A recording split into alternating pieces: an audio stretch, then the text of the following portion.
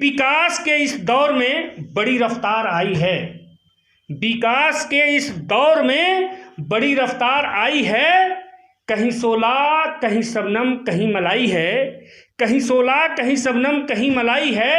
संवेदना को और भी ना मरने दो यारों, संवेदना को और भी ना मरने दो दोस्तों। आदमी के आदमी रहने में ही भलाई है, आदमी के आदमी रहने में ही भलाई है। इसी के साथ हमारे बीच में है एक प्रसिद्ध व्यंग्यकार स्वर्ण शुक्ला जी, मैं उनको आमंत्रित करता हूं। सम्मानित बंधुओं, हम सब मनुष्य होने का दावा तो करते रहते हैं, लेकिन तमाम ऐसे मामले हैं जिनमें जानवर हमसे बहुत आगे हैं।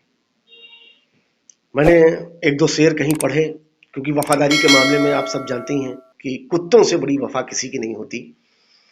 तो मैंने एक शेर पढ़ा कि वफा हर हाल में जिंदा रहेगी, वफा हर हाल में जिंदा रहेगी, मगर कुत्तों से शर्मिंदा रहेगी, मगर कुत्तों से शर्मिंदा रहेगी। तो हम लोग कितनी भी वफा होने का दावा कर लें, लेकिन इस मामले में भी कुत्ते हमसे आगे हैं।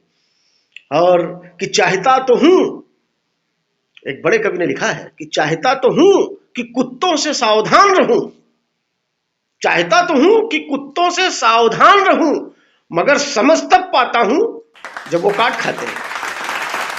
तो हम सब की जिंदगी में ऐसे कुत्ते हमेशा काटा करते हैं और हम लोगों को पीड़ा भी होती है। तो एक हास्य की कविता में कुत्तों के लिए आपके संदर्भ में, क्योंकि अपने ऊपर व्यंग करना सबसे आसान होता है, तो हम कवि लोग हैं, हम कोशिश ये करते हैं कि हम अपने ऊपर व्यंग करें। कि एक कवि कुत्तों के विषय में बहुत सी कविताएं लिखता था, एक कवि कुत्तों के विषय में बहुत सी कविताएं लिखता था और उनकी तुलना आदमियों से करता था, और उनकी तुलना आदमियों से करता था, जिससे कुत्तों में रोष बढ़ रहा था और युवा कुत्तों में बदला लेने का जोश बढ़ रहा था, और युवा कुत्तों में बदला लेने का जोश बढ़ रहा था।